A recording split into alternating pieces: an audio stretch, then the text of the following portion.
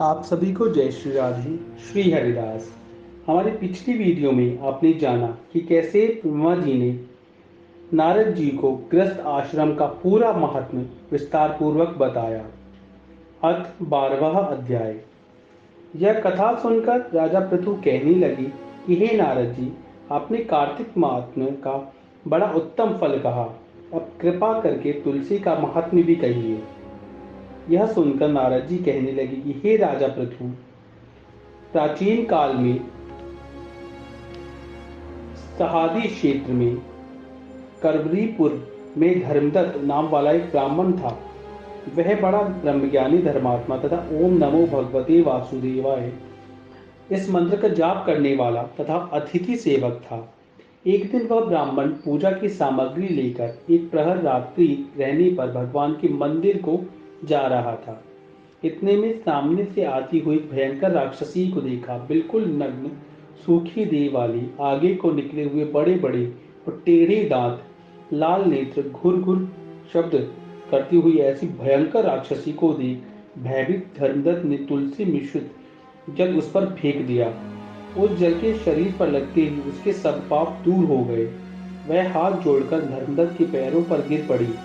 तब धर्मदत्त कहने लगा कि तुम कौन हो और किस पाप के कारण तुम्हारी यह दशा हुई, यह मुझसे कहो।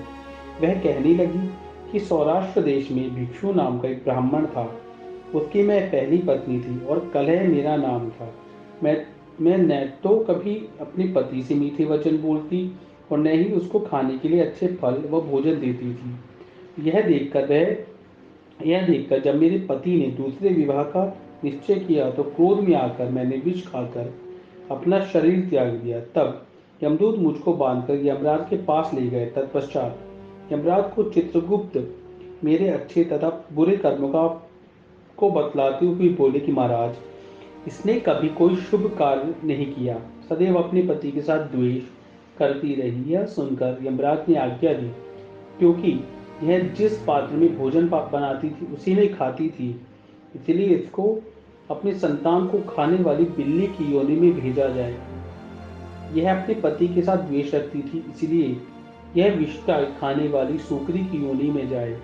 इसने आत्महत्या की है, इसलिए प्रेत योनि में जाए। सो महाराज, मैं 500 वर्ष से इस योनि में फिर रही थी कि भूख और प्यास से दुखी होकर एक वैश्य के शरीर में प्रवेश करके कृष्णा और वेली नदी के संगम पर आई। जैसे नदी के तट पर पहुंची, विष्णु के दूतों ने मुझे वैश्य के शरीर से निकालकर बाहर फेंक दिया।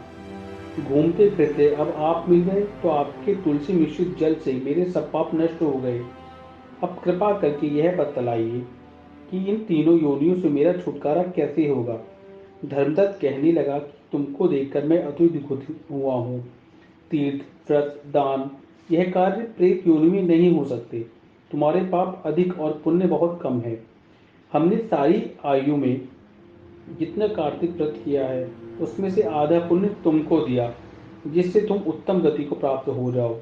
तब ब्राह्मण ने जो तुलसी मिश्रित जल से उसका अभिषेक किया और ओम नमो भगवते वासुदेवाय का मंत्र पढ़ा, वह कलहा प्रेत योनि से मुक्त होकर अग्नि के समान देह धारण करके लक्ष्मी के समान रूपवती हो गई। तत्पश्चात उसने ब्राह्मण को नमस्कार किया और प्रसन्नता पूर्वक बोली, भगवान, पाप रूपी समुद्र में डूबती हुई मुझको आपने नौका रूप होकर बचा लिया है।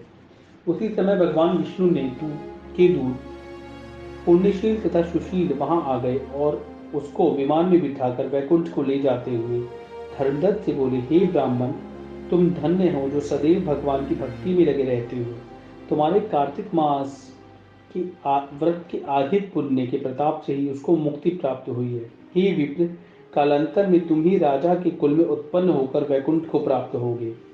आशा करता हूँ आपको हमारी वीडियो अच्छी लगी हुई। और अब तक अगर आपने हमारे चैनल को अब तक सब्सक्राइब नहीं किया है तो चैनल को सब्सक्राइब करें, वीडियो को लाइक करें, शेयर करें और कमेंट करना ना भूलें। तो मिलते हैं जल्द ही अपने अगले अध्याय यानी 13वें अध्याय में। जब तक के लिए जय श्री राधे। श्री हरिदास।